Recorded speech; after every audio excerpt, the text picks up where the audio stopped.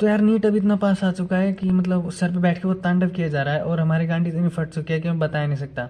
हाँ, फटने से याद आया कि जो पिछले मतलब मैंने FTS 1 दिया था ना, मैंने जो ऑफलाइन ज्वाइन तो किया नहीं गया, PDF से दे रहा था मैं। सो और तो देते वक्त क्या हो रहा था, मैं फिजिक्स, केमिस्ट्री और जूलॉजी ये सारे क्वेश्चन तो मतलब नॉर्मल पहले जैसे थे, और बॉटनी में वे मास्किंग किए हुए थे ना। सो मुझे मास्किंग का कोई आइडिया नहीं था कि मतलब ये क्या खिचड़ी पका रखी है इस बार आकाश वालों ने। तो मतलब जब मैं वो अटेम्प्ट कर रहा था पेपर, तो मुझे लगा कि मतलब फिजिक्स, केमिस्ट्री और जूलॉजी ये सारे तो इन्होंने सही दे रखे हैं, बॉटनी में शायद इन्होंने प्रिंटिंग मिस्टेक कर रखी है भाई साहब। तो मैंने क्या किया, जो भी मार्क्स के क्वेश्चन थे ना वो सारे क्या किए, या तो स्किप कर दिए या तुक्का मार रखा था कि इन्होंने, या अंदाज़ा लगा के कि इसका ये हो सकता है, इसका ये हो सकता है। सो तो उस वक्त मैं 2 दिन तक मुझे लग रहा था कि ये ऐसा ही होगा कि इन्होंने गलत प्रिंट कर रखा है। तो 2 दिन बाद क्या हुआ, मतलब संडे को AIATS था, वहाँ मैं वो सेंटर पर देने गया। तो उन्होंने क्या किया, टाइम होते ही वो मतलब एक टीचर आया, उन्होंने बोर्ड पर क्या किया, वो मास्किंग वाले जो सवाल थे वो लगा दिया। और उस वक्त साला मुझे पता चला कि जो ये मास्किंग वाले सवाल हैं इनमें पहले तो ये फिल करना है देख के, उसके बाद साला इसको अटैम्प्ट करना है। भाई इतनी बकचोदी कौन करता है यार, एक तो वैसे भी टाइम कम पड़ता है, और ऊपर से ये अलग लेवल की बकचोदी किए जा रहे हैं कि मतलब देखो पहले, मतलब पहले फिल करो और उसके बाद सवाल को अटेम्प्ट करो। क्या मतलब बन रहा है इस सवाल का।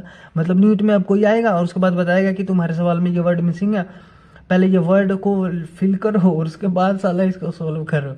मतलब अलग लेवल की गांड मस्ती है भाई इनकी। खैर नहीं है अब। तो अब तो सबको मतलब नीट को लगभग सिर्फ 30-35 दिन बचे हुए हैं, एंड सिलेबस भी लगभग सबका ही कंप्लीट हो चुका है। अब बस बचे हुए टेस्ट देने और रिवीजन, अब सिर्फ यही काम है। तो अब मेरी स्ट्रेटजी, अब मतलब अब क्या करने वाले हैं आज उसके बारे में बात करेंगे। सो FTS मैंने 1 दिया हुआ है और उसके बाद का FTS नहीं दिया हुआ है, क्योंकि AIATS भी आ गया था, उसकी प्रिपरेशन करनी थी।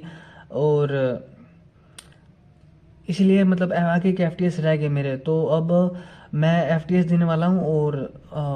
और AIATS था ना, उसके भी सारे पार्ट टेस्ट खत्म हो चुके हैं।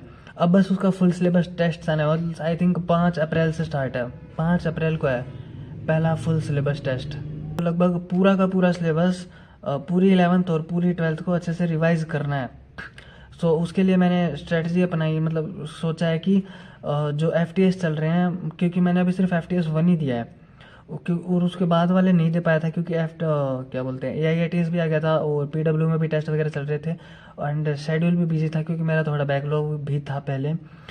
सो इसलिए मैं नहीं दे पाया था FTS। सो अब मैं इसी के अकॉर्डिंग रिवाइज करके लगभग अपना फुल सिलेबस टेस्ट का सिलेबस कवर करने वाला हूँ।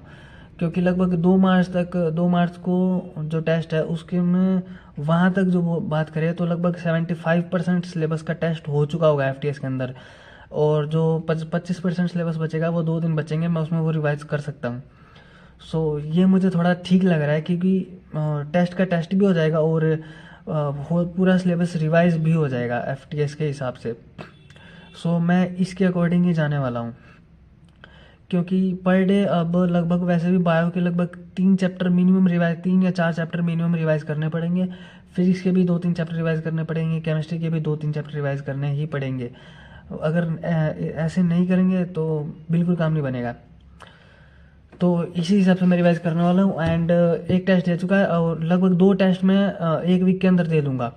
आज लगभग अगले वेडनेसडे को मैं एक वीडियो अपलोड करूँगा कि मैं मतलब ये बताने के लिए कि मतलब ऐसे खुद को मैं चैलेंज दे रहा हूँ कि एक वीक में तू कितना इम्प्रूव कर पा रहा है।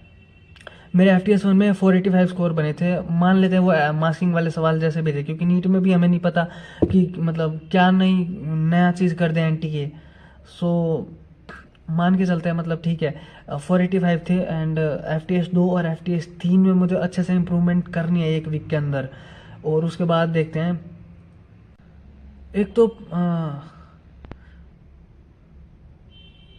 पता नहीं सिलेबस ख़त्म होने के बाद ही से अचानक से एक अंदर से क्या होता है, बहुत तेज़ मोटिवेशन आती है कि भाई अब तो कर ही देना है। ठीक है। सो अब इस मोटिवेशन को डाउन नहीं होना देना मेरे को, एंड इसका यूज़ करके इम्प्रूवमेंट करनी है। तो वीडियो को ज़्यादा लंबी नहीं बनाएंगे, यहीं एंड करते हैं। और हाँ, मैं बोलता नहीं होता यार, सब्सक्राइब कर दिया करो यार, पहली बार बोल रहा हूँ, देखते हैं कि कितने लोग सब्सक्राइब करते हैं। पिछले किसी भी वीडियो में मैंने बोला नहीं था कि सब्सक्राइब करने के लिए, इस वीडियो में बोल रहा हूँ कर दो यार सब्सक्राइब। चलो मिलते हैं अगले वीडियो में, बाय।